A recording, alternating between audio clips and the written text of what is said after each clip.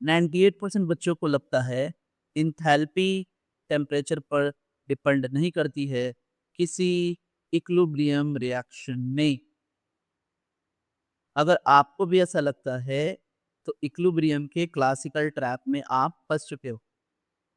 आइए इस क्वेश्चन के हेल्प से हम इस ट्रैप को डिकोड करते हैं। The thermal dissociation energy of CaCO3 is studied under different conditions. CaCO3 dissociated as CaO plus CO2. For this equilibrium, the correct statements is are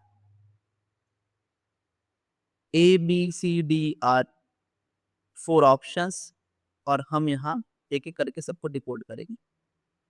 तो पहला ऑप्शन कह रहा है ना कि डेल्टा एच इज डिपेंडेंट, ठीक है, ऑन ई। अब बच्चों को इक्विलिब्रियम में ऐसा लगता है कि डेल्टा एच टेम्परेचर पर डिपेंड नहीं करता, लेकिन अगर टेम्परेचर चेंज हो तो उस केस में जो हमारी इंथैल्पी है it is a function of temperature, ठीक है। हम ये जानते भी हैं delta H is equal to n C P delta T.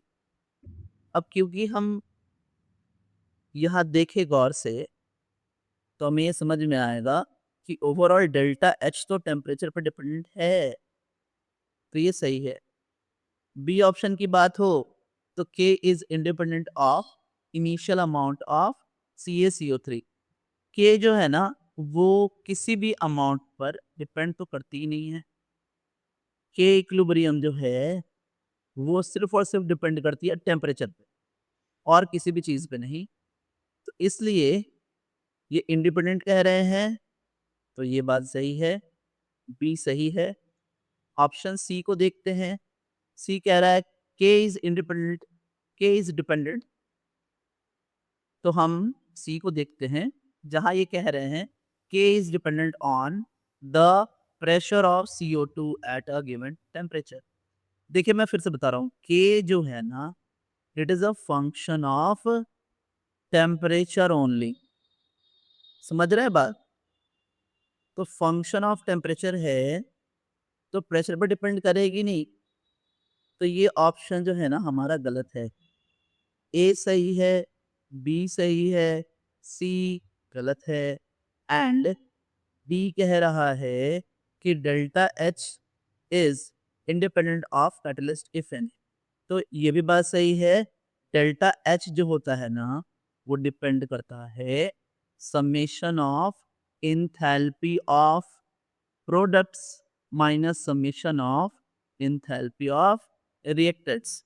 किसी भी कैटलिस्ट पे डिपेंड नहीं करता, इसलिए डी भी सही है।